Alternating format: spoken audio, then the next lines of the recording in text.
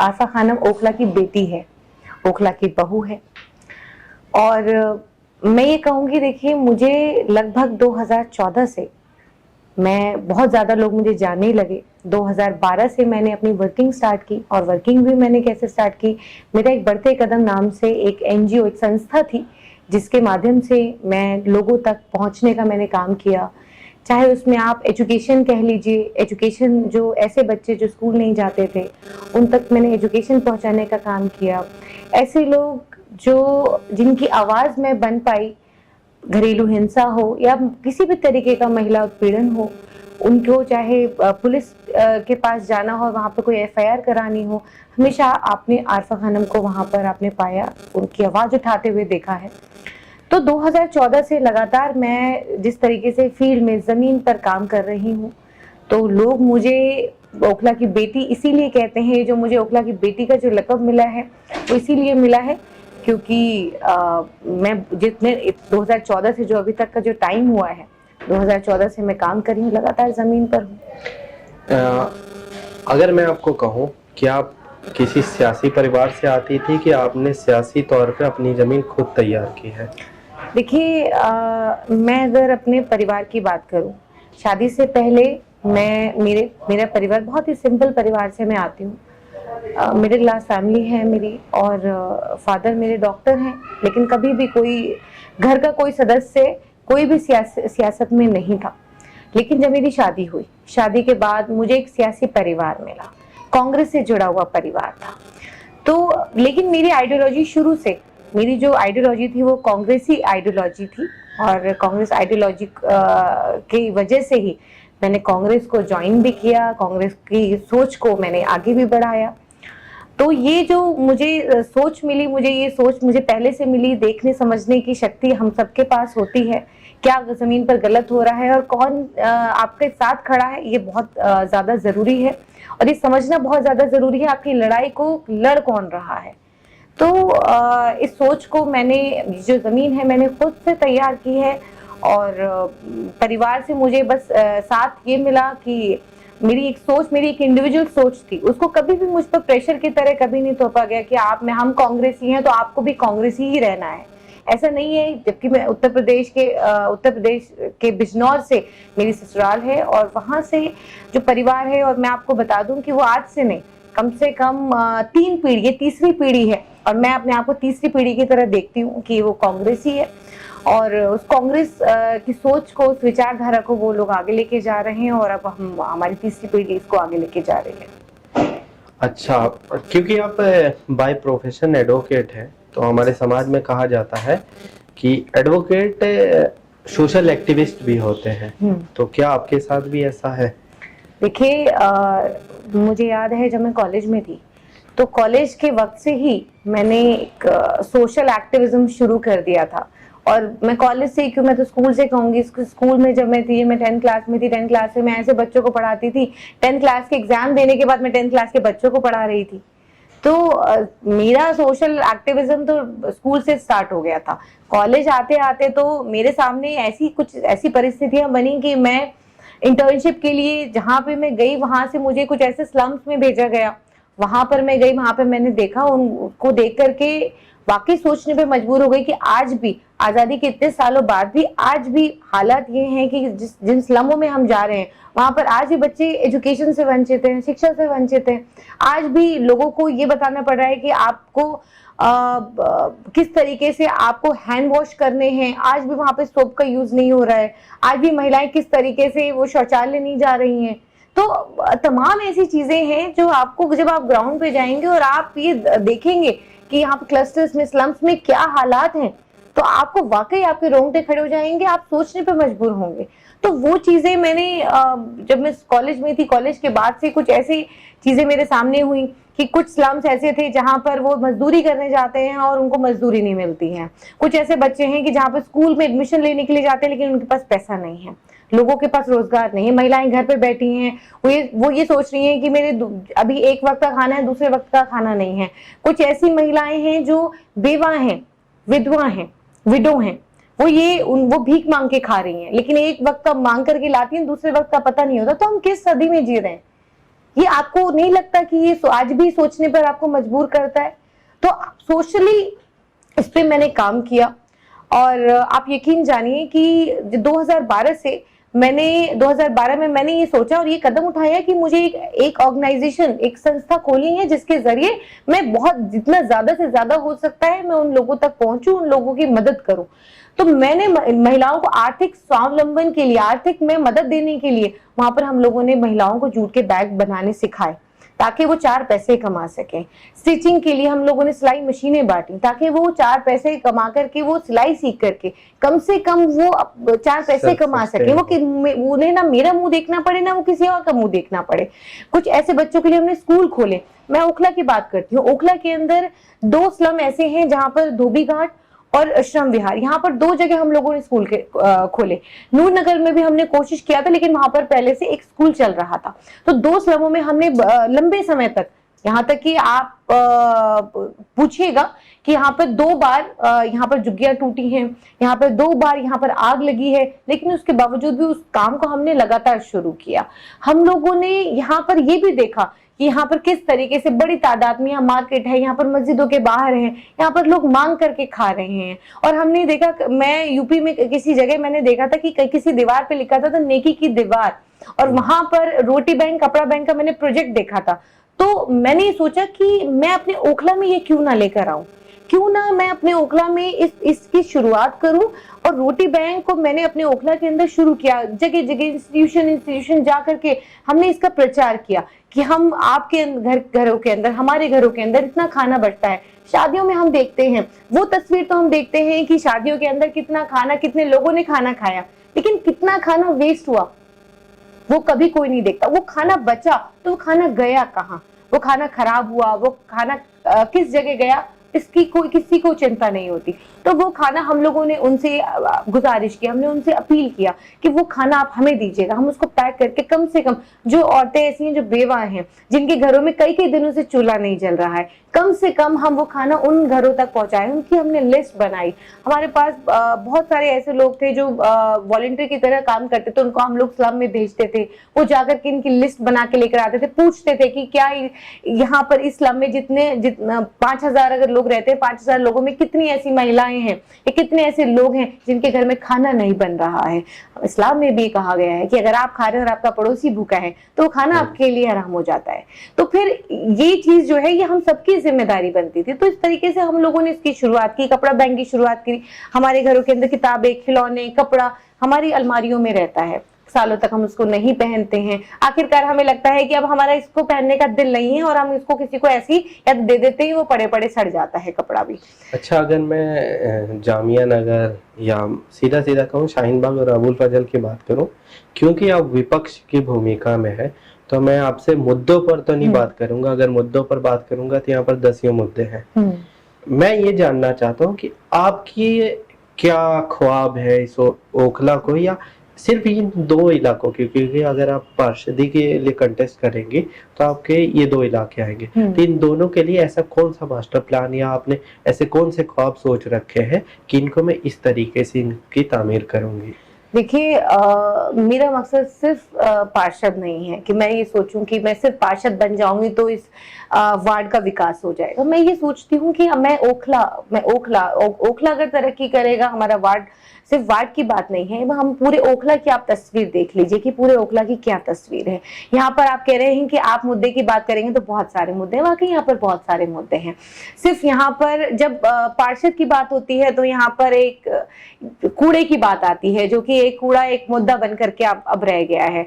और अब तो जो सत्ता में जो अभी हाल फिलहाल में सरकार है, डबल इंजन की सरकार है, तो उसने तो एक वक्त में ये कहा था कि डबल इंजन की सरकार लाएंगे तो काम होगा, लेकिन 5 साल हमने देख लिया। अब तो ये विधायक जी का भी 7वां साल चल रहा है, तो यहाँ पे कोई काम नहीं हुआ, किसी तरीके का कोई काम नहीं हुआ। और आप मुद्दों की बात कर रहे हैं कि यहाँ पर मुद्दे तो यहाँ पर हजारों मुद्दे हैं, सिर्फ कूड़े का मुद्दा नहीं है। यहाँ पर सीवर देख लीजिए, यहाँ पर किस तरीके से उबल रहे हैं। यहाँ पर इंक्रोचमेंट की समस्या है, यहाँ पर कोई इन पे बात करने को तैयार नहीं है। उनको लगता है कि अगर हम इंक्रोचमेंट पे बात करेंगे, जो दुकानें हैं, दुकानों से कितना फीट बाहर तक जो दुकानें लगाते हैं। तो यहाँ पे हजारों मुद्दे हैं, यहाँ पर काम करने की जरूरत है, यहाँ पर हमें एक कम्युनिटी हॉल की जरूरत है, यहाँ पे हमें एक नगर निगम के स्कूल की जरूरत है, हमें एक अच्छे अस्पताल की जरूरत है। यहाँ पर जो अस्पताल हाल फिलहाल में जो खुले कुछ समय में, तो उसकी हालत देख लीजिए कि क्या हालत है। तो यहाँ पर इतना काम करने की जरूरत है, सिर्फ यहाँ नहीं पूरे ओखला में काम करने की जरूरत है। आप हमारा ये वाला वार्ड 102 वार्ड देख लीजिए, 101 की हालत देख लीजिए, आप 101 की हालत देख लीजिए। यहाँ पर जगह जगह जिस तरीके के जो हालात हैं, यहाँ पर मैं अगर 6 नंबर से आप अगर गुजर जाइए तो यहाँ पर जो तारे हैं आप देख रहे होंगे किस तरीके से तारे वहां पर नीचे तक लटकी हुई हैं। कई घरों में आग, इसमें शॉर्ट सर्किट भी हुआ है, कई घरों में आग लगी है। तो और आप खंबे देख लीजिए किस तरीके से घरों के अंदर तक खंबे घुसे हुए हैं। दूसरा ये कि यहाँ पर जब आप 6 नंबर की तरफ से जाएंगे तो वहां पर सड़कें इतनी अंदर तक धसी हुई हैं, वहां पर जरा सी हल्की फुल्की बूंदाबांदी होती है तो वहां पर इस तरीके का हाल रहता है कि वहां से आप गुजर नहीं सकते। नमाजियों को तो खैर आप पूछिए ही मत। तो यहाँ पर तमाम मुद्दे ऐसे हैं कि जिन पर काम करने की जरूरत है। और मेरा ख्वाब में सिर्फ यही है कि किस तरीके से मेरा ओखला विकास की विकसित हो सके, किस तरीके से ओखला के अंदर डेवलपमेंट हो सके, किस तरीके से यह काम हो सके। यहाँ पर जो यूनिवर्सिटी है, यहाँ पर जो स्कूल्स हैं, यहाँ पर जो लोग बाहर से आते हैं वो कम से कम ये देखें कि किस तरीके से चीजें कितनी सिस्टमाइज तरीके से यहाँ पर हैं। यहाँ पर अगर ट्रैफिक की आजकल आप देखिए लगातार तस्वीरें चल रही हैं कि यहाँ पर ट्रैफिक, यहाँ पर डिवाइडर जिस तरीके से लगाए गए हैं, वहां पर हर रोज एक्सीडेंट हो रहे हैं। लेकिन जो रोड जितने चौड़े थे उसको किस तरीके से वो सिंक्रोनाइज हो गए हैं। वहां पर 8 नंबर का जो आप देख रहे हैं तस्वीर, वहां पर 8 नंबर एक टीन शेड लगा दिया, टीन शेड में ढकने की कोशिश की गई और उसकी वजह से सड़क कितनी कम हो गई है। वहां पर अलशिफा रोड पे देख लीजिए 3 फुट की सड़क बच गई है, बाकी सारा आपने टीन से ढकने की कोशिश की लेकिन टीन के बाहर तक कूड़ा पड़ा है। आप यहाँ पर से आप ब्यूटिफिकेशन का आपने काम किया, आपने 4 प्लांट लगाए लेकिन वो चारों वो सूख गए, उसको कोई सिस्टम ही नहीं उसका। आपने जो आपने लाइट लगाने की कोशिश की वो लाइट वो खंबे टूट के गिर रहे हैं। तो यहाँ पर काम तो इतना करने की जरूरत है कि जिससे कम से कम ओखला की लोग मिसाल दें, ओखला के लिए ये कहें कि कम से कम हम अगर ओखला के अंदर जा रहे हैं तो ओखला में कोई ऐसा नुमाइंदा है जो कम से कम वो काम करता है। बहुत सारे ऐसे लोग हैं, आप बहुत सारी ऐसी कॉलोनीज में जाते हैं, देख के दिल खुश हो जाता है। वहाँ पार्क है, वहां पर पार्किंग एरियाज हैं, वहां पर अगर आप मार्केट में जाएंगे तो वहां पर एक एसोसिएशन बनी हुई है। उस एसोसिएशन वो हर रोज उसकी मीटिंग होती है, वीकली मीटिंग होती है, मंथली मीटिंग होती है, उस पर काम होता है। वो लोग एकजुट होकर के एक कहीं ना कहीं सहमत होते हैं। अगर जरूरत है तो वहां पर जिसको भी कोई समस्या है तो वो एकजुट होकर के वहां पर उस चीज का निपटारा किया जाता है एक जगह बैठ करके। कहीं किसी कॉलोनी में कहीं अगर कोई दिक्कत है तो वहां पर एक मीटिंग होती है, तो RWA की मीटिंग होती है। लेकिन यहाँ पर जो हालात हैं RWA में भी अगर आप RWA की मीटिंग करेंगे, लोग आने को तैयार नहीं है, लोग एक सहमति जताने को तैयार नहीं है। तो यहाँ पर तमाम ऐसी समस्याएं हैं जिस पर ग्राउंड पे काम करने की जरूरत है। यहाँ पर कम से कम लोग ऐसा चाहते हैं कि कोई ऐसा नेता हो कि जो साफ छवि का हो। कम से कम उनको ऐसी छवि का नहीं चाहिए, कोई गुंडा नहीं चाहिए, कि उनको ये चाहिए कि साफ छवि का जिसपे वो सहमति जता सके, वो कह सकें कि ये सही है। वो कहीं किसी की दलाली नहीं कर रहा है, ये कहीं पर कहीं बिक नहीं गया है। पुलिस से अगर जरूरत है तो पुलिस से वो काम कराना जानता है, सिस्टम को समझता है, सिस्टम को जानता है, वो काम कराना जानता है। अगर काम नहीं हुआ, अगर मान लीजिए मेरे ओखला के अंदर आज जिस तरीके से आपके चैनल के माध्यम से कह रही हूँ कि ओखला में यहाँ के पार्षद ने चुनाव से पहले वादा किया कि मैं कूड़ादान बनवाऊंगा। एक छोटा सा यही वादा किया था और तो कोई वादा नहीं किया उन्होंने, यही वादा किया, जो यही एक वादा नहीं निभा पाए। तो अब कूड़ादान नहीं बना, उसके लिए उनको क्या क्या स्टेप लेने थे, वो अच्छे बिजनेसमैन है। मैं उनकी तारीफ कर रही हूँ कि वो अच्छे बिजनेसमैन है। उन्होंने अच्छा पैसा पार्षद बनने के बाद उन्होंने अच्छा पैसा कमाया, लेकिन ओखला का विकास नहीं कर पाए क्योंकि वो पॉलिटिशियन नहीं है, वो एक अच्छे बिजनेसमैन है। जरूरी नहीं है कि एक अच्छा बिजनेसमैन अच्छा पॉलिटिशियन हो सकता है या एक अच्छा पॉलिटिशियन अच्छा बिजनेसमैन हो सकता है। तो मैं उनकी इस बात की तारीफ करती हूँ कि वो अच्छे बिजनेसमैन है लेकिन अच्छे पॉलिटिशियन नहीं है, क्योंकि ओखला को उन्होंने कुछ नहीं दिया। तो ओखला के अंदर अगर वो कूड़ेदान का उन्होंने आवाम से वादा किया तो उस वादे पे खरे उतरते। आप धरना करते, आपको जरूरत लगती थी, आप सिस्टम से लड़ते, लेकिन आपने कुछ नहीं किया। तो ऐसा नुमाइंदा चाहिए जिसपे पब्लिक विश्वास कर सके। आप कैसे विश्वास दिलाएंगे? कोई भी नेता, उसमें मैं भी अपने आप को भी इंक्लूड कर रही हूँ, कि वो मुझ पे विश्वास क्यों करे, वो मुझ पर विश्वास क्यों करे, जबकि इतने लोग ऑलरेडी आवाम का विश्वास तोड़ चुके हैं। तो आज जनता का विश्वास उठ चुका है नेताओं के ऊपर से। कहते हैं नेता किसी को कुछ नहीं देता, ये बात कही जाती है। तो कम से कम वो सोच बदलने की जरूरत है, क्योंकि वो सोच कैसे बदलेगी? आज 2014 से जिस तरीके से मैं जमीन पर हूँ, लगातार कोशिश कर रही हूँ, मैं कोई भाई, मेरी कोई बिल्डिंग नहीं चल रही है, मैं कोई बिल्डर नहीं हूँ, मैं इसकी मुखालफत भी नहीं करती कि कोई बिल्डर है, गलत बात है, हजारों लोगों की रोजी रोटी उससे चलती है, जरूरी है, बिल्डर का रहना जरूरी है, उनसे हजारों लोगों की रोजी रोटी चलती है, कामकाज मिलता है। लेकिन कुछ ऐसे लोग हैं जो बिल्डर के नाम पर उनको बदनाम करने की कोशिश करते हैं, उनपे अभी हाल फिलहाल में हम लोगों ने एक तालिब वाला केस देखा था। तालिब वाले केस में कुछ नाम आए ऐसे, जब भी कभी भी ओखला के अंदर गोलियां चलती हैं, कभी कुछ ऐसा कोई मामला होता है, तो ये कहा जाता है बिल्डर।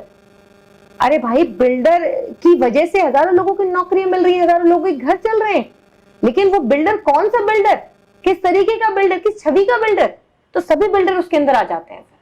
तो बिल्डर लॉबी को भी ये सोचने की अब जरूरत है कि ऐसे लोगों को, जो इस तरीके की सोच रखने वाले लोग हैं, मैं कहती हूँ, देखिए अभी जब ये तालिब वाला मामला हुआ था, या एक मामला मैं आपको और गिनाऊंगी, क्रिप्स अस्पताल के अंदर एक मामला हुआ था जिसमें हम लोगों ने बढ़ चढ़ करके हिस्सा भी लिया था, और हम लोगों ने इंसाफ की लड़ाई लड़ने के लिए हमने 2 बजे रात तक हम पुलिस से लड़े, पोस्टमार्टम के लिए लड़े, हमने एफआईआर के लिए लड़ाई लड़ी, तब जाकर के एफआईआर हुई और पोस्टमार्टम हुआ।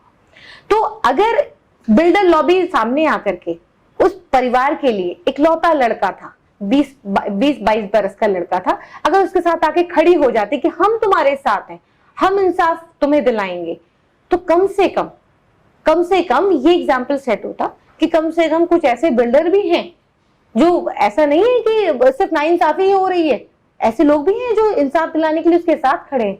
लेकिन हम वहां पे खड़े रहे, लड़ते रहे, लेकिन वहां पर हमने पोस्टमार्टम के लिए पुलिस पे दबाव बनाया, अस्पताल से लड़ाई करी, एफआईआर कराया, स्टेटमेंट्स कराई, तब जाकर के मुश्किल से उसका 1-1:30 बजे रात को जो है, 7:30 बजे से खड़े ठंड का टाइम था, 7:30 बजे से 2 बज गए हमें वहां पर।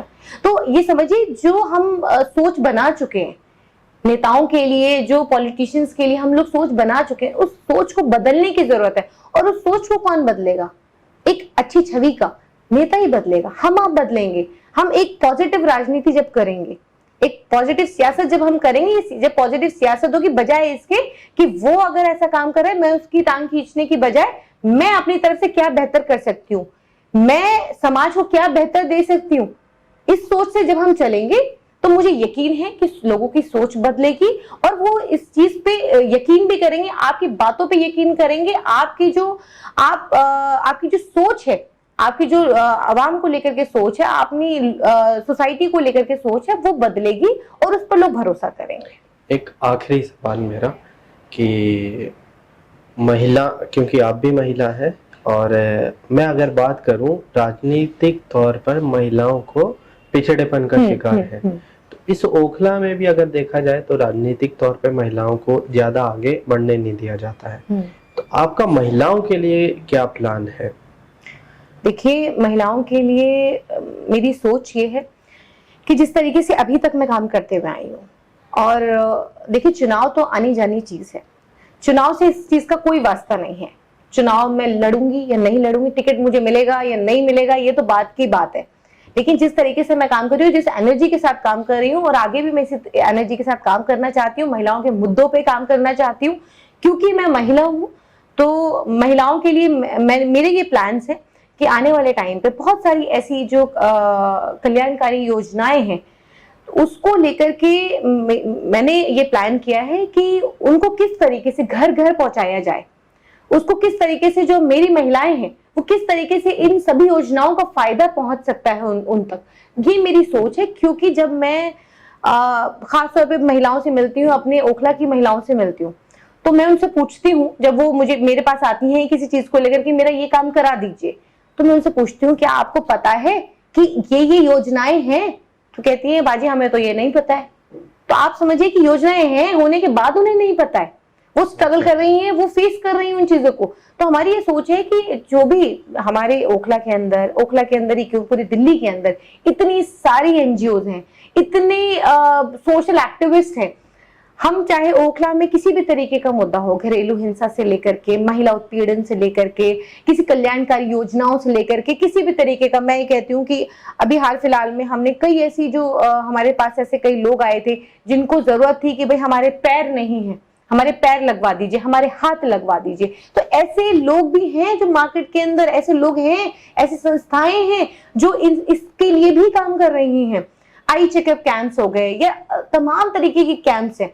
और महिलाओं के लिए हम एक और हम लोगों ने प्लान किया है कि कुछ आर्थिक तौर पर हम लोग आने वाले टाइम पे हम लोग एक बहुत बड़ा एक स्टिचिंग एक प्रोजेक्ट शुरू करने जा रहे हैं, जिसके अंदर बड़ी तादाद में महिलाएं इस चीज का फायदा उठा सकेंगी कि वो आकर के वहां पे कोर्सेज सीखेंगी। क्योंकि घर बैठी जो महिलाएं हैं, जो बाहर जा सकती है, नौकरी पेशा वाली महिलाएं, वो बाहर जाकर के कमा सकती हैं पैसा, लेकिन जो घर में पर्दा नशी महिलाएं हैं, जो घर में बैठ करके वो काम करना चाहती हैं, तो वो ये चाहती हैं कि आप हमें कुछ ऐसे कोर्सेज करा दीजिए, जैसे कि सिलाई बुनाई के कोर्सेज करा दीजिए, कुछ ऐसे कोर्सेज करा दीजिए जिससे हम घर बैठे, कुछ पैकिंग के काम हैं या कुछ इस तरीके के काम है जो हम घर पे बैठे बैठे हमारा घर का खर्च जो है, हमारा जो डेली का खर्च है वो निकल सके। हम घर में बैठ करके हम बच्चों को स्कूल भेजने के बाद हम लोग फ्री होती हैं, हम लोग कुछ ऐसा 2-3 घंटा उस कोर्स के लिए निकाल सकती हैं।